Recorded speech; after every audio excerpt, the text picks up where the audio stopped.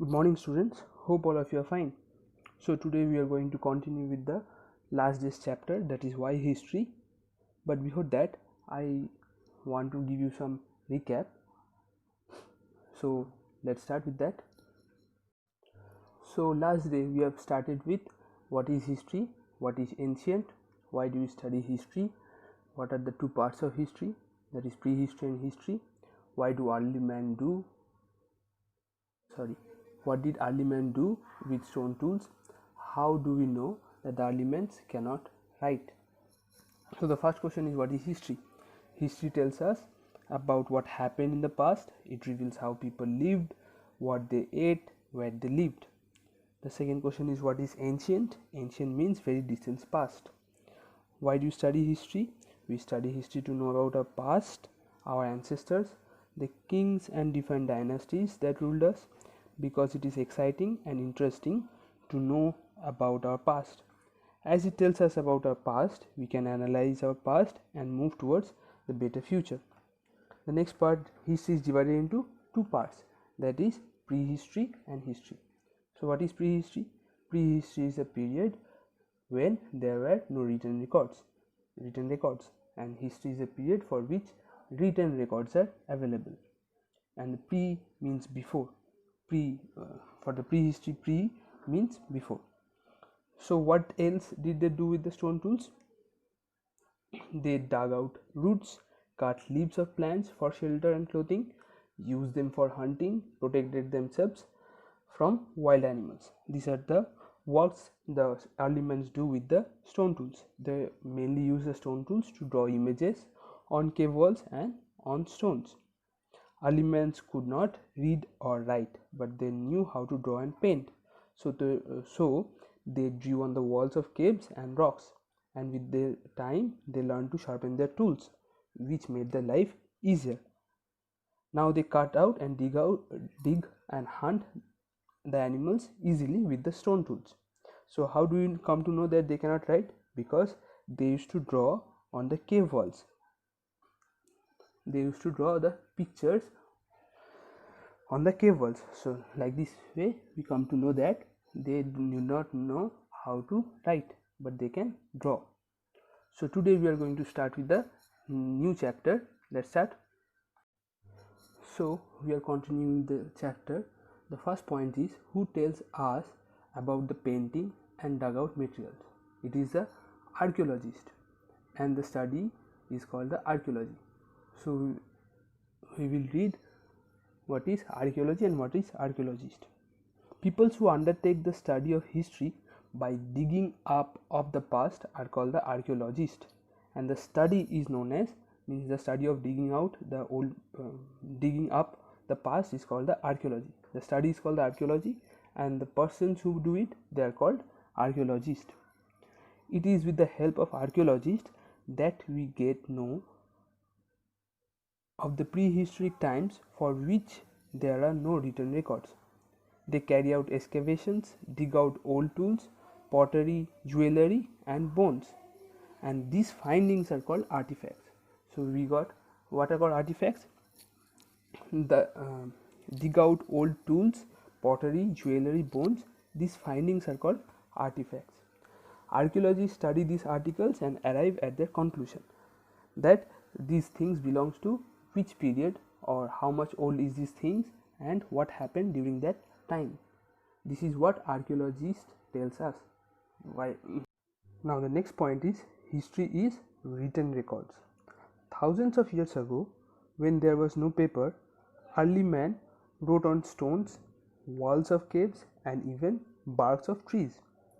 People also wrote on papyrus, which was made from the thick grass-like plant growing near some rivers and lakes.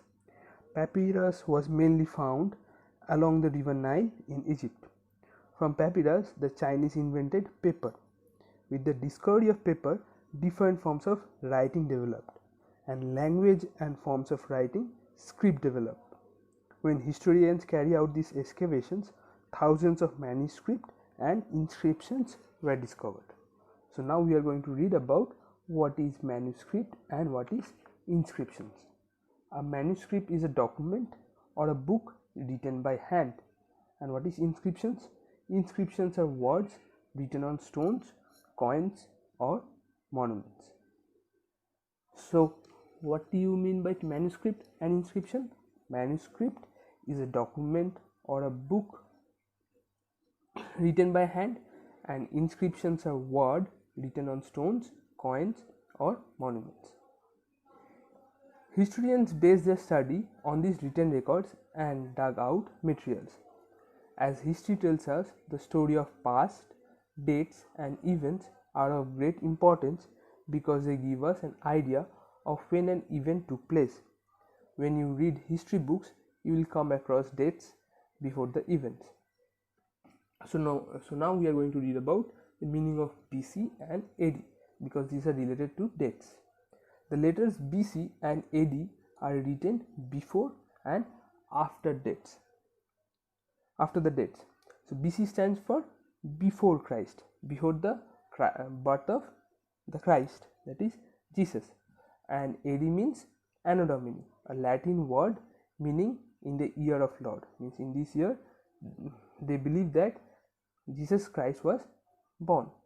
All the dates BC or AD are counted before or after the birth of Jesus Christ. That means before the birth of Jesus Christ it was counted as BC, that is before Christ, and after the birth of Jesus Christ or the birth year of the Jesus Christ itself, it is they started counting as Anno Domini, that is AD.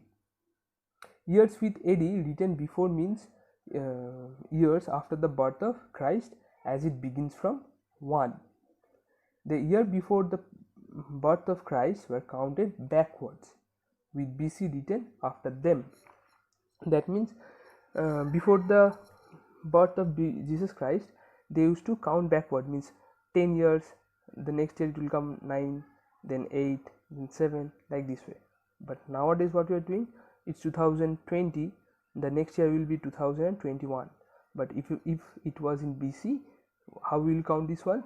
If it is 2020, the next year will be 2019, 2018, like this way. BC we count in BC, and in AD we count afterwards, like 2020, 2021, 2022, like this way. For the next point, what are the sources of history? Now we'll read about what are the sources of history.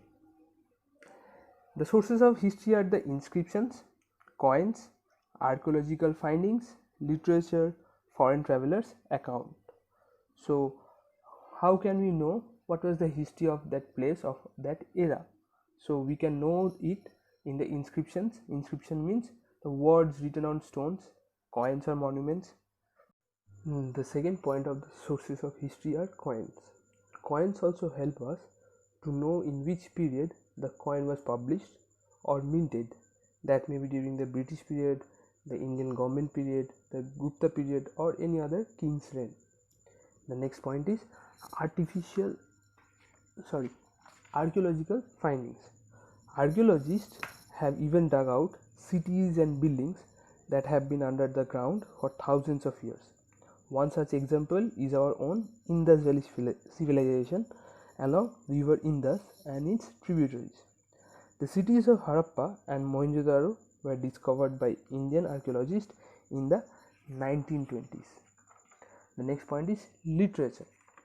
Many famous writers have written about the people, about the certain historical importance, which we come to know through their literary works. And the next point is foreign travelers' account.